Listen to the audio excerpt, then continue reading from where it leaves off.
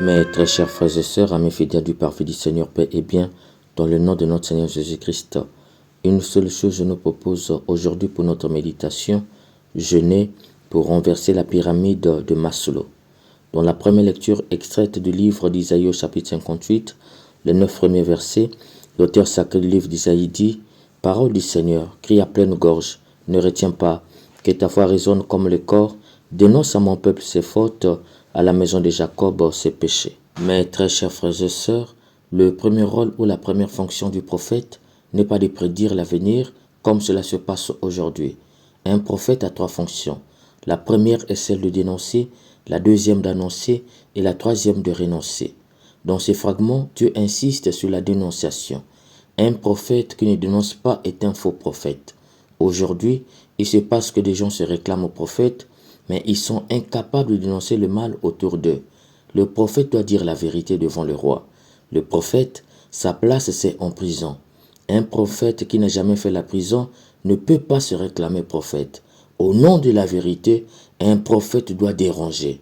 Aujourd'hui, nous avions des prophètes qu'Israël qualifiait de prophètes de paix, qui sont spécialisés pour prédire l'avenir. Tu vas te marier, tu vas voyager. Dieu m'a révélé qu'un tel te fait du mal. Tout cela pour s'attirer des grâces. C'est la fonction d'un voyant et non d'un prophète. Le prophète dénonce pour que cesse l'injustice, et ce n'est que là qu'il annonce ce qui va arriver en ce sens. Si vous ne vous détournez pas du mal, vous périrez. Il annonce les conséquences d'un refus de conversion. S'il renonce, c'est parce qu'il est prêt à assumer la vérité qu'il a eu à dire. C'est dans ce sens que Dieu dit au prophète, « Dénonce à mon peuple ses fautes, à la maison de Jacob ses péchés. » Mes chers amis, en disant « Dénonce à mon peuple ses fautes, à la maison de Jacob ses péchés », Dieu veut aider son peuple à sortir du mal au moyen de la honte. Qui fait le mal en secret vit en paix. Dès lors que ce mal est connu, la honte qui tue l'invite à abandonner tout chemin conduisant au mal. Il est vrai qu'aujourd'hui, les gens n'ont plus honte que leur mal se fasse jour au grand public, mais la raison est simple, ces gens sont des morts vivants, car la honte nous garde sur le chemin du bien, qui n'a plus honte et d'office sur le chemin du mal, et c'est donc un mort vivant. Mes chers amis, ne pas dénoncer le mal en se contentant d'annoncer le bien, c'est être complice du mal dans le monde. D'office, on n'est pas un prophète, mais on est un faux prophète. Dieu poursuit, ils viennent me consulter jour après jour, ils veulent connaître mes chemins. Comme une nation qui pratiquerait la justice et n'abandonnerait pas la loi de son Dieu. Ils me demandent de leur faire justice. Ils voudraient que Dieu se rapproche. Pourquoi jeûner si tu ne le vois pas? Pourquoi nous mortifier si tu l'ignores? Par ce fragment, cher ami, Dieu demande au prophète Isaïe de dénoncer le péché d'hypocrisie. Le peuple demande à Dieu et comme il ne reçoit pas, il traite Dieu d'injuste. Par conséquent, il trouve inutile de jeûner puisque Dieu ne le voit pas. Il trouve également inutile de se mortifier puisque Dieu l'ignore. Nous sommes face à un peuple ayant un amour intéressé. Il aime pour être aimé, il partage pour recevoir, il jeûne et se mortifie par intérêt pour que Dieu leur fasse justice et se rapproche d'eux. Cependant, d'un argument 1 équivaut un argument 1. C'est la loi naturelle d'un débat. Dieu va leur répondre en fonction de leur argument. Oui, mais le jour où vous jeûnez, vous savez bien trouver votre intérêt et vous traitez durement ceux qui peinent pour vous. Votre jeûne se passe en dispute et querelle en coups de poing sauvages. Ce n'est pas en jeûnant comme vous le faites aujourd'hui que vous ferez entendre là-haut votre voix. Est-ce là le jeûne qui me plaît? Est-ce là votre jour de pénitence? Par ce fragment, Dieu révèle qu'on ne jeûne pas pour trouver son intérêt. Le jeûne est comme l'amour, toujours et déjà désintéressé. Ce n'est pas une prise de courant où si je branche mon téléphone, naturellement, il doit charger la batterie. Non, la prière ne montera pas et ne sera pas exaucée en forçant Dieu par le jeûne. Aujourd'hui, il y a un courant de gens qui se croient spirituels parce qu'ils jeûnent. Ils pensent avoir trouvé l'antidote aux prières non exaucées par Dieu. Il faut jeûner. Il en est qui disent que pour ton cas-là, il faut 30 jours de jeûne. Cher ami, si personne ne te l'a dit, moi je te le dis, quitte ce type que tu crois être un accompagnateur spirituel. C'est un mercenaire qui véhicule une fausse image de Dieu. Dieu, on ne les corrompt pas par les jeûnes. Il le dit si bien, ce n'est pas en jeûnant comme vous le faites aujourd'hui que vous ferez entendre là-haut votre voix. Mon cher ami, tu ne pries pas, tu ne pratiques pas la vie sacramentelle, et parce qu'il y a un souci, tu crois qu'il faut jeûner. Oublie cela. Dieu n'a jamais été corrompu, disait quelqu'un. Tu jeûnes alors que tu as pillé le pauvre qui pleure, va d'abord restituer ce que tu leur as volé. Tu jeûnes alors que tu as querellé, bagarré et détruit la vie de l'autre moralement par la diffamation, va d'abord te réconcilier avec lui. Un jeûne qui ne commence pas par la réconciliation est un marchandage. Dieu n'est pas le boutiquier de ton quartier, c'est pourquoi il dit si bien, votre jeûne se passe en dispute et querelle en coups de poing sauvages. Plus loin, il dira, courbez la tête comme un réseau, c'est-à-dire vivre en retrait pour ne pas voir les gens avec qui vous vous êtes querellés et bagarrés, coucher sur le sac, c'est-à-dire quitter son lit pour dormir à terre, se coucher sur la cendre, c'est-à-dire rappeler à Dieu que tu m'as tiré de la terre et je reconnais que c'est toi mon créateur, alors agis. Pour Dieu est une manipulation. Dieu n'est pas manipulable. Quoi qu'il en soit, par cette première partie du dénoncement, Dieu révèle qu'on ne jeûne pas pour recevoir. Entrer en jeûne pour recevoir, c'est la pyramide de Maslow. On veut recevoir, d'où on jeûne. Pour Dieu, le premier chèque est là et vient de là. Jeûner exclut toute idée de recevoir. La résurrection du Christ à Pâques va nous le rappeler. L'amour de Dieu est gratuit.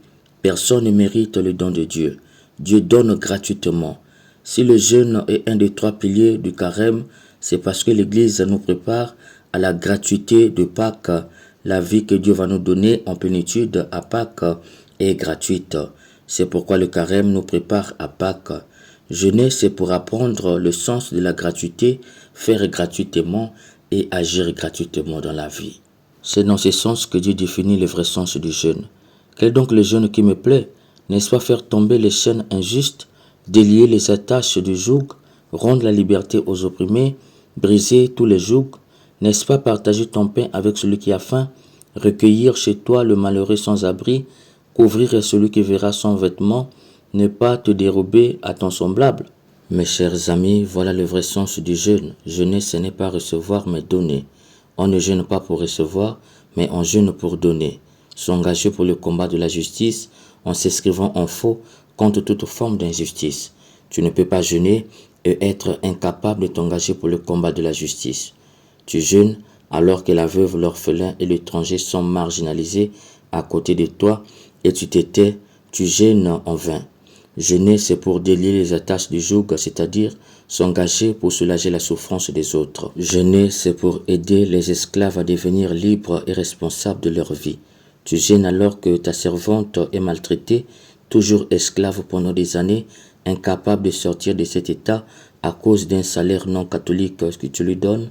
Tu peux jeûner, mais sache que ton jeûne est inutile.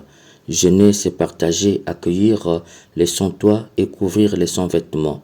Tous ces 3 verbes s'inscrivent dans une seule même idée. Jeûner, c'est donner et se donner soi-même pour le combat de la justice. C'est dans ce sens que le jeûne renverse la pyramide de Maslow.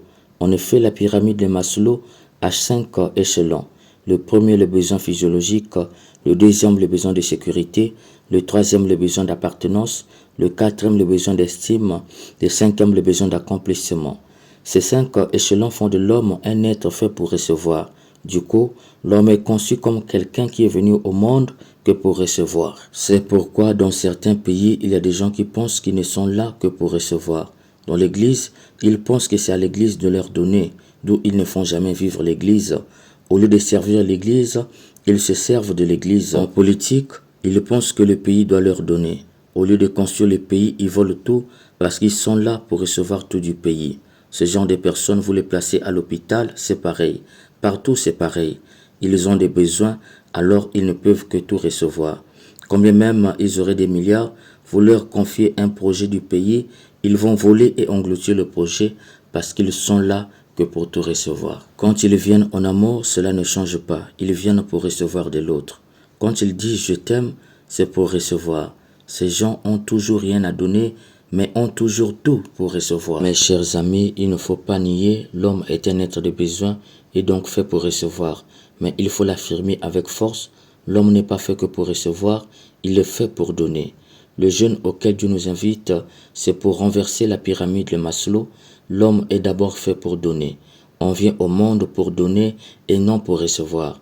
Qu'est-ce que tu as donné à l'Église, à ton pays, à ta famille et à l'être aimé? En jeûnant, nous apprenons à donner gratuitement sans attendre quelque chose en retour. Qui le fait, sa lumière jaillira comme l'aurore, ses forces reviendront directement, la justice marchera avec lui et la gloire de Dieu l'accompagnera.